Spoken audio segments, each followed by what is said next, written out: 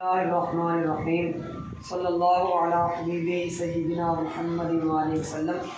آج ہم کافی دنوں کے بعد ناظرین کو ایک نیا سبق پڑھانے لگے ہیں۔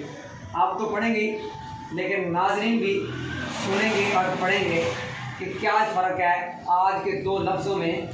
لکھنے میں ایک جیسے ہیں، نون جیم سین دونوں میں ہیں، لیکن پڑھنے میں فرق ہے اور معنی میں بھی فرق ہے۔ ایک ہوتا ہے لفظ نجس۔ کیا ہوتا ہے؟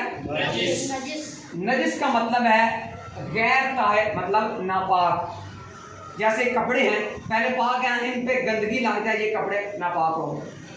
پیشاب کے چھینٹے پڑ جائیں یا گندگی کے چھینٹے پڑ جائیں تو کپڑے ناپاک ہو گئے۔ ناپاک چیز کو ہم کیا کہیں گے؟ نجس۔ کیا کہیں گے؟ نجس۔ ایک ہوتا ہے نجس۔ کیا ہوتا ہے؟ نجس کہتے ہیں حرام چیز، عین نجاست۔ عین جیسے پیشاب حرام ہے کہ نہیں، تو پیشاب کو نجس کہیں گے۔ یہ عین نجاست ہے، یہ ناپاک ہے۔ یہ کیا ہے؟ ناپاک ہے۔ ٹھیک ہے، گندی چیز کو کیا کہتے ہیں؟ گندگی کو کیا کہتے ہیں؟ نجس کہتے ہیں۔ شراب ناپاک ہے کہ نہیں؟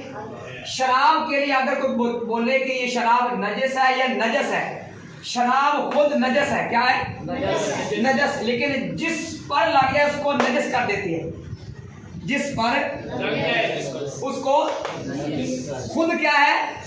نجس ہے، اور جس پر لگ جائے اس کو کیا کر دیتی ہے؟